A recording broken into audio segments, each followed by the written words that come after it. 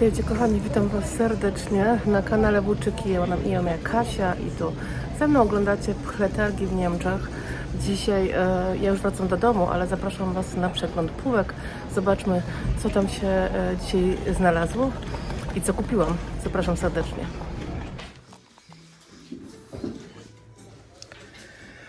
$4,50. Co to jest?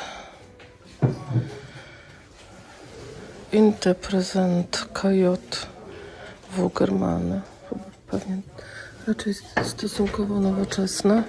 Tu mamy taką małą baterkę Fürstenberg. To też jest nowsza sygnatura.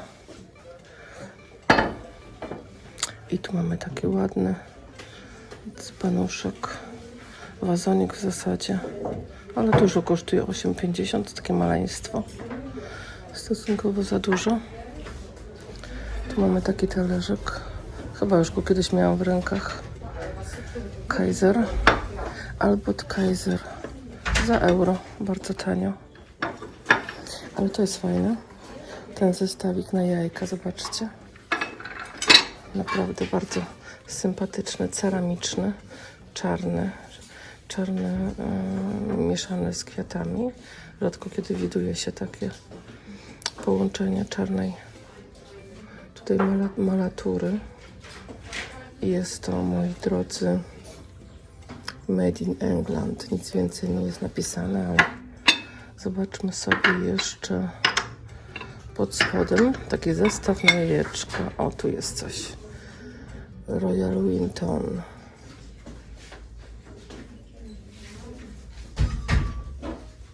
O, właśnie. 3,50. Bardzo ładny zestawik.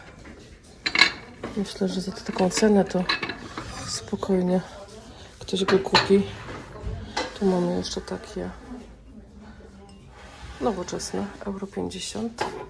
Jedna jest takim z ptaszkiem ładnym. Ta filiżanka tu już ostatnio była. Tu mamy też taki podobny motyw jak tu. Tu jest Weimar. A tu był też Weimar. Aha, czyli to jest taki miniaturowy zestaw, ale stosunkowo postawmy to razem. Może ktoś to razem kupi, ale to jest według mnie dużo za drogie. Natomiast te sosierki są piękne. Edelstein. To też jest Edelstein. O ten sam motyw.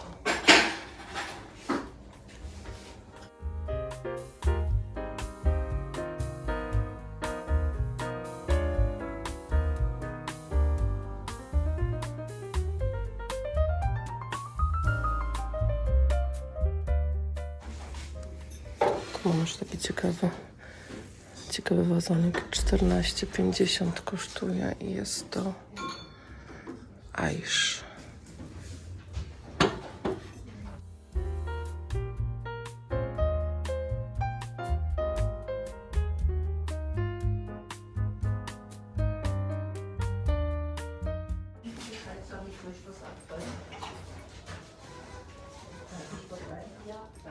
€8 sztuka.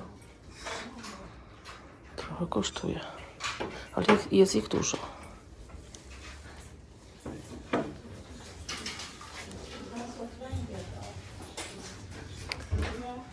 Tu mamy jeszcze taki talerz. 4,50.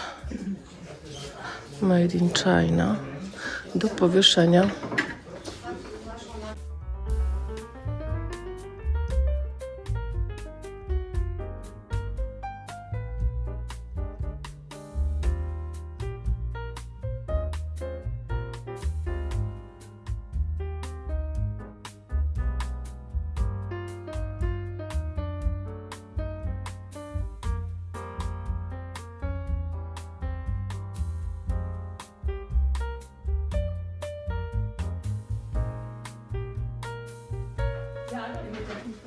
Ja, danke.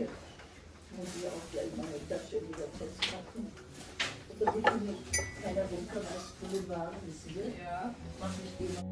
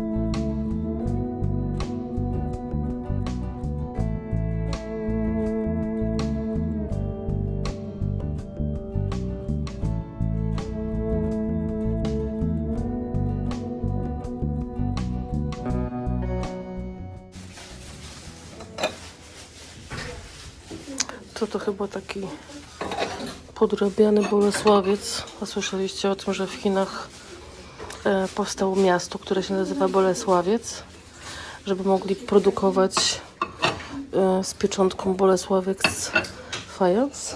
Ja to słyszałam. No straszne, ale w Chinach się podrabia wszystko, więc w sumie to nie można być zaskoczonym. Ładny ten zestawik. Nie ma sygnatury. O nie, coś tu jest. Pod filiżanką nie było nic, ale to tylko jest na wybite ręczna robota, nic więcej.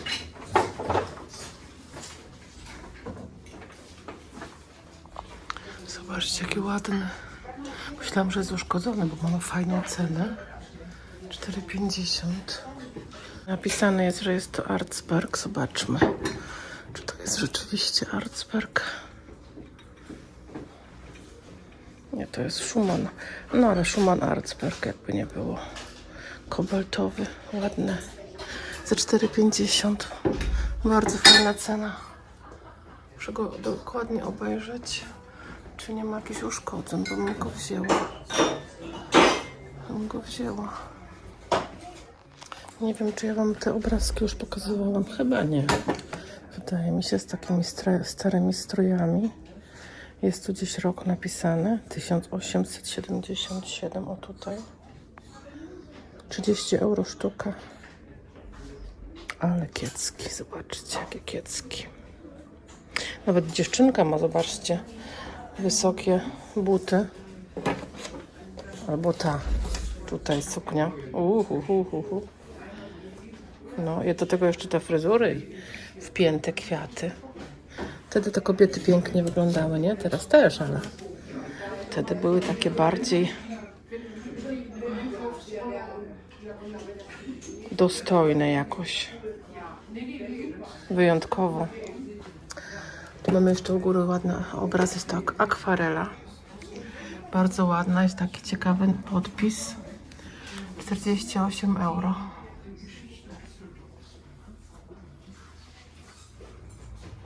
Ten świecznik tu jest bardzo ciekawy. Zobaczcie, jaką ma kręconą nóżkę. Takie oploty ma. 9,50 kosztuje. Tu jest jeszcze taki dzbanek. W zasadzie wazon. Za 15 euro. I tu są jeszcze dwie karafki. Jedna kosztuje 15, ta. A ta wydaje mi się ma... To jest bardziej butla niż karawka i ta końcówka tutaj kompletnie nie pasuje. To jest nowoczesna końcówka, a butla jest stara. Tak mi się wydaje oczywiście.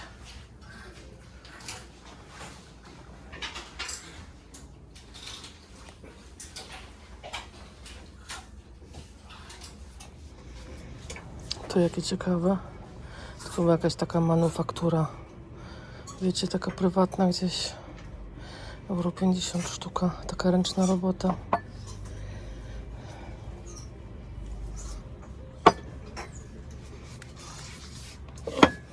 To zapewne made in Italy, czyli włoskie.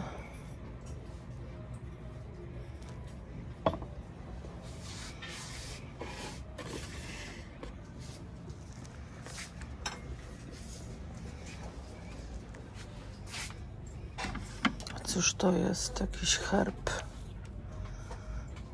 z wosku.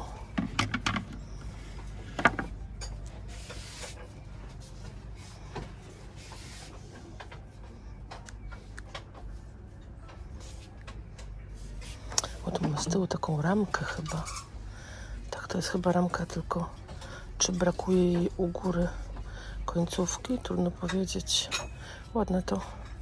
2,50 sztuka. Trochę tu muzyka leci, ale mam nadzieję, że wystarczająco cicho, że jej YouTube nie wychwyci. Normalnie to nie ma w takich sklepach muzyki, no ale widać. Coś się zmienia. Ostatnio na Flamarkach też mi się zdarzało mieć muzykę. A potem kicha. Nie ma jak nagrywać. Tu chyba powinna być misa na tym, co nie? Tak mi się wydaje, taka waga 2,50. dzbanek. O, takie moje dzbanki właśnie kupuję w ten sposób, już po takich sklepach używanych, jak się zbije. Ale ogólnie są bardzo trwałe. A tutaj mamy taki, jak to się nazywa po polsku? To jest chyba do robienia śmietany, wiecie? A jak ma to jakąś nazwę polską, to dajcie znać, bo nie mam pojęcia. Czy to ma jakąś nazwę polską? To jest chyba IKEA. Tak mi się wydaje. O, fajny wałek. A tu mamy, zobaczcie, jaki mamy tutaj. Jaka deseczka do krojenia, ale to nie jest prawdziwy marmur, jest cały porysowany. Ups, coś spadło tyłem. Myślałam, że to jest jakaś... A nie, to jest firanka. Tu jest ładna sosiera. W sumie tak bardzo ubogo zdobiona. Ale to chyba są maki. Podobno do tej, co ostatnio kupiłam w Belgii. Nie wiem, co to jest za sygnatura. 2,50 kosztuje, ale ładna.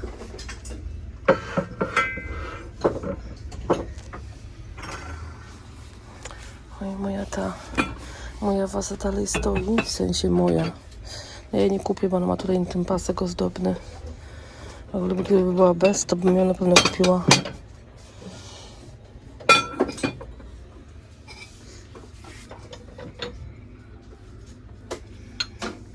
O, tu mamy coś nowego. Cóż to jest? Chyba coś nowoczesnego. A i właśnie, flirt. Bardzo nowoczesny, ale ogólnie myślę, że ładny. Ładny motyw. I to co to jest? No nie widzę. Made in GDR. Euro sztuka. Wszystkie takie same.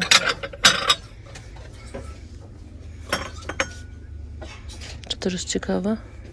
Chyba KPM kiedyś coś takiego robiło, taki podobny motyw. To nie jest sygnowane.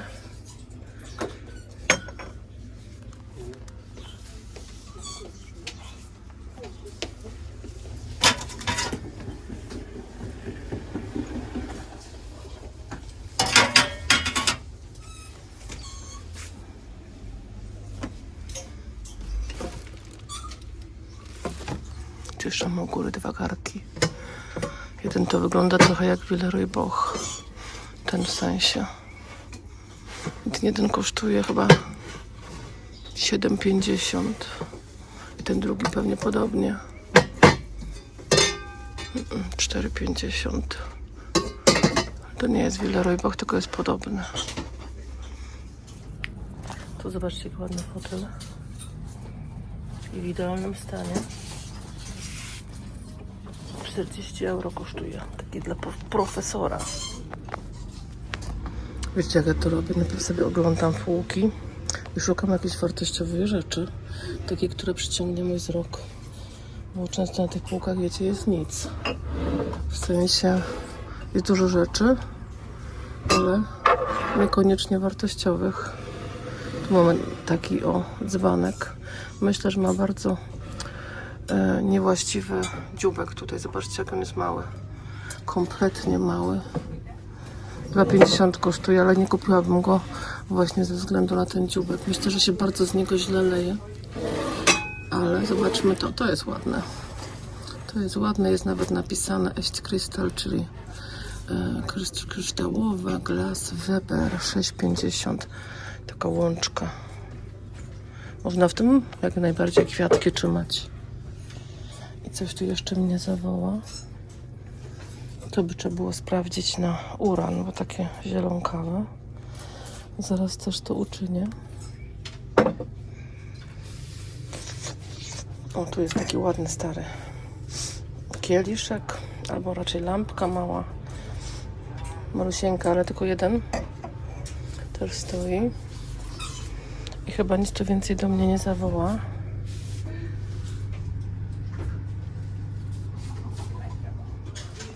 Tu mamy na dole jakieś jeszcze talerze. Jest napisane, że to jest Thomas. z takim wygrawerowaniem. Taki wycisk Thomas Germany. No takie beżowo-brązowe, to nie moje. To na pewno bardzo trwałe, to na pewno. I jeszcze coś tu widziałam ciekawego, nowego. A mianowicie to musiałam sobie troszeczkę powiększyć ekran. Made in England. Ale co? Czekajcie, jak to jest? Tu jest euro. Kosztuje ten większy talerzyk. Tak trochę dziwnie, bo widzicie, że tych talerzyków jest trochę za dużo. No ale jest jak jest. 2,50 filiżanka i potem talerzyk każdy euro.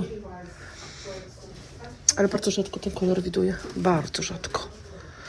Nie wiem, czy nie pierwszy raz, a może drugi.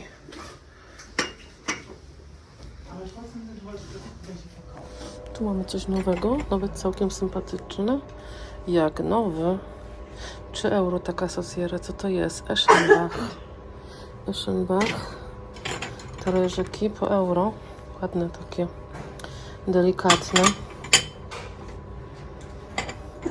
Tu mamy jeszcze do tego taką wazę. Talerze głębokie i płytkie po 6 sztuk. Także całkiem fajny komplet. Pewnie nie jest drogi, nie jest tani, bo wszystko podejrzewam razem będzie kosztowało z 50 euro na 100%. Co tu jeszcze jest ciekawego? Takie resztki, że tak powiem, po sztuce. Tutaj mamy Formano. A tu u góry mamy Chibo. To już pokazywałam kiedyś, jeszcze stoi.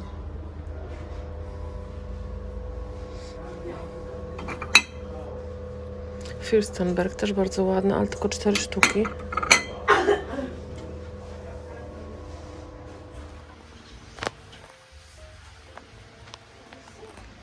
Coś tu do mnie przemawia. Taka figureczka za 12 euro.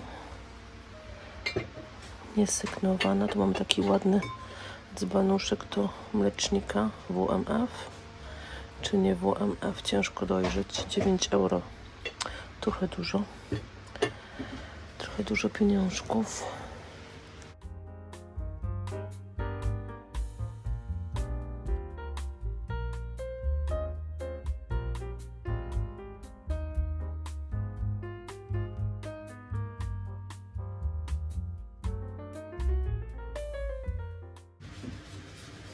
Co tu jeszcze mamy? Mamy jeszcze takie kieliszki. O, ale ciężkie, wam powiem. 14 euro za wszystkie 11 sztuk. Ale fajne są. I bardzo ciężkie. Tu jeszcze mamy z tyłu takie fajne butle ze statkiem w środku. Tak trochę mi ciężko tam dotrzeć. Zobaczcie. Bardzo brudne. Bardzo brudne. I ceny też nie widzę.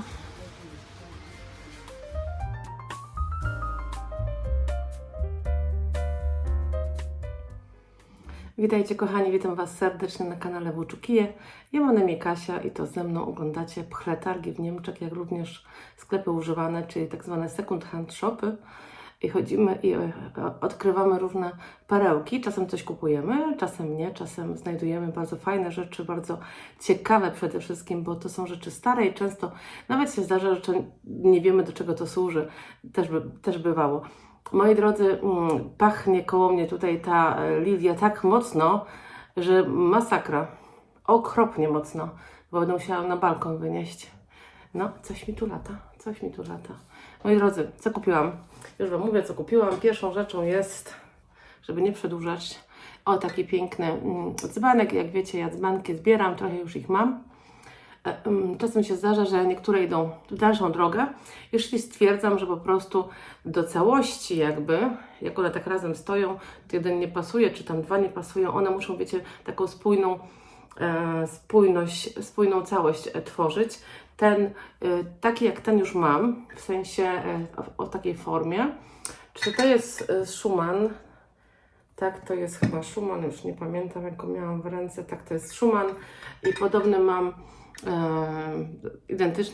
w identycznej formie, też z takim pączkiem tu u góry, tylko inną malaturą. Tamten drugi, który mam, jest bardzo, bardzo kolorowy i mam dużo kwiatów. Ten jest taki, wiecie, stonowany, ale bardzo pasuje do niego formą, więc dlatego go wzięłam. On kosztował tylko 4,50, to jest bardzo niewiele na taki dzbanek. One przeważnie kosztują więcej. Czasami kosztują w ogóle strasznie dużo i zależy pewnie kto metkuje. W idealnym stanie ma piękną przykrywkę z taką fikuśną sterczynką. Jest oczywiście Est Kobalt, czyli jest w kobalcie. Myślę, że jest bardzo ładny i trochę też złotka ma. Myślę, że ładny jest. Także dlatego poszedł ze mną. Drugą rzeczą, moi drodzy, jest domek. I na pewno wiecie, który. Były takie domki przytule zawsze, jeżeli uda mi się na nie trafić, a trafiam na nie bardzo rzadko. Można je kupić bez problemu w internecie, zapewne. Natomiast bywają dość drogie, dlatego ja sobie daję czas i sobie je czasami przyhaczę, jak się trafią właśnie w takim prawdziwym życiu, w eterze, nie w internecie. Moi drodzy, dzisiaj mam coś innego kompletnie, dlatego że ja do tej pory trafiałam na takie domki, to jest taka ciekawostka. KLM, linia lotnicza, zresztą jest to napisane, zobaczcie sobie z tyłu, w latach 50. Linia lotnicza KLM, żeby wyjść naprzeciw tym takim ludziom, którzy podróżują biznes klasą, żeby coś oni więcej dostawali, to wymyślili, że będą dawać im takie domki. I te domki w środku mają room. Jak sobie można, słyszycie? One mają room, one mają tutaj taką zatyczkę z takiego trochę jakby wosku i mój akurat nie jest otwarty, ja mam chyba 3 takie domki i wszystkie są zamknięte. Bardzo ładne są te domki, one są naprawdę tak pięknie, ładnie zrobione. Widzicie? Postawione tak, wiecie, na przykład wzdłuż parapetu na święta. Myślę, że bardzo fajnie by wyglądały. To jest numer 64. Natomiast ja dzisiaj kupiłam zupełnie inny domek i byłam święcie przekonana, że jest to też KLM. Zobaczcie, taki bardzo ładny. Można by pomyśleć, że jest to również KLM, ale jednak nie. Chociaż jakby je postawić razem, myślę, że całkiem by do siebie pasowały. Natomiast ten ma, słuchajcie, komin biały, a ten ma żółty. I tu bardzo duża różnica, dlatego że jest to w ogóle Delft. Zobaczcie sobie, on ma tutaj sygnaturkę. Jest to Delft, kosztował 4 euro. Zresztą widać, że tu cena jeszcze jest. No i Delft zaczął te domki robić po II wojnie światowej. Zaczął te domki robić wychodząc naprzeciw ludziom, bo te domki były bardzo popularne. Jak KLM zaczął je wprowadzać właśnie do samolotów, to one były dostępne tylko w samolotach. Oczywiście jak ktoś potem sprzedał go gdzieś dalej, no to wiadomo, nie? Były te dostępne poza samolotem, natomiast ogólnie były dostępne tylko w samolocie i dlatego Delft zaczął właśnie robić takie domki i zaczął je właśnie sprzedawać i były te domki bardzo różne. Były domki w kształcie kamieniczek, były domki w kształcie jakichś takich, z tego co wiem, skarbonek. Ten domek to jest, ja w pierwszym momencie myślałam, że jest to, wiecie, taki, że do środka się wkłada świeczkę i widać taki, wiecie, blask z zewnątrz, natomiast to jest popielniczka. Widać to z tej strony, że to jest popielniczka, ja tego oczywiście jako popielniczkę nie będę używać, będę to stawiać tą stroną. Tu jeszcze ma taki, widzicie, bed and breakfast, podejrzewam. No. Myślę, że ma 2 strony takie fajne, tą i tą. I jakby tak je zestawić razem, w ten sposób, albo w ten sposób, to całkiem by do siebie pasowały. One były właśnie od lat 50. bardzo modne. Po II wojnie światowej się pokazały, chociaż marka Delft działa dużo dłużej. Natomiast te domki, ich nie było wcześniej. Wcześniej były różne wiatraczki, różne właśnie skarbonki też były wcześniej. Natomiast te domki pojawiły się już po II wojnie światowej. Natomiast te KLM są ciut wcześniejsze, źle mówię, nie ciut wcześniejsze, lata 50.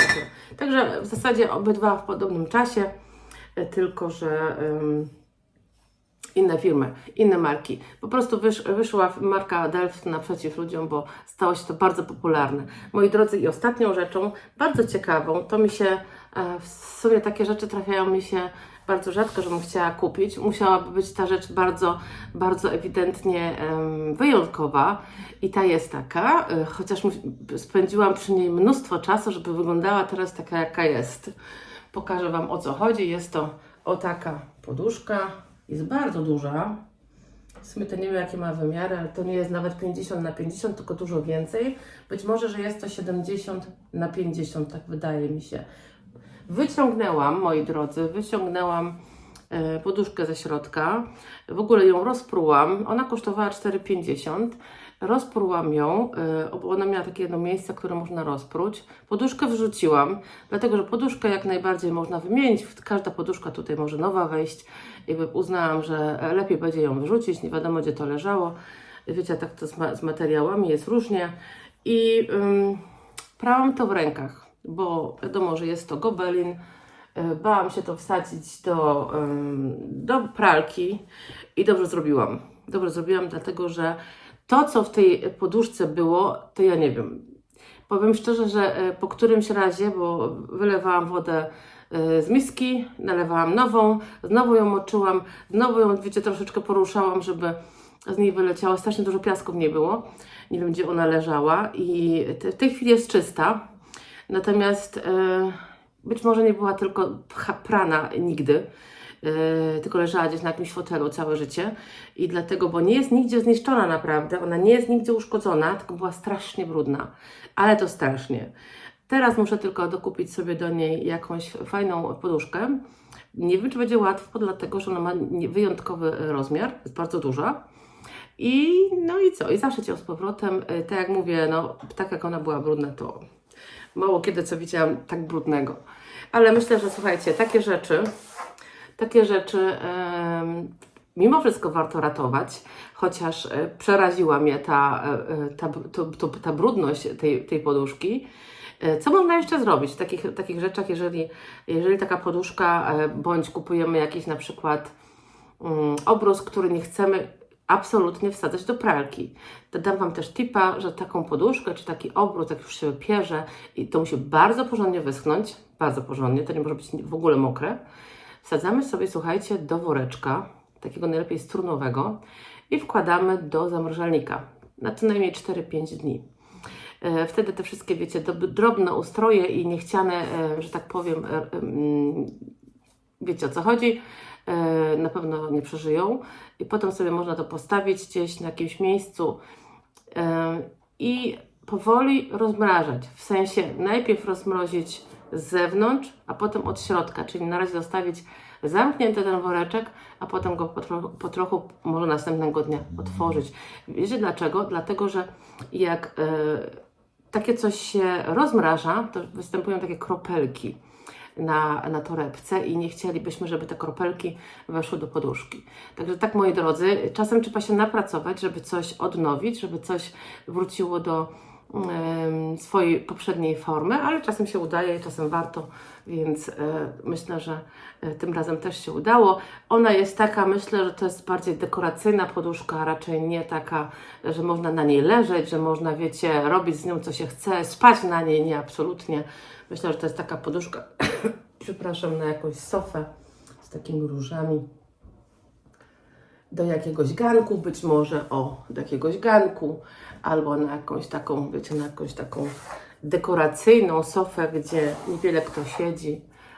Tak myślę. Moi drodzy, mam nadzieję, że Wam się podobało. Trochę Wam poopowiadałam i o Delfcie, i o KLM, i o poduszkach, także może było trochę dzisiaj bardziej ciekawie niż zwykle. Dajcie znać, co Wam wpadło w oko, co Wam się podobało i widzimy się za parę dni znowu. Zresztą teraz widzimy się dość często, więc myślę, że za chwilę. Do usłyszenia, moi drodzy. Pa!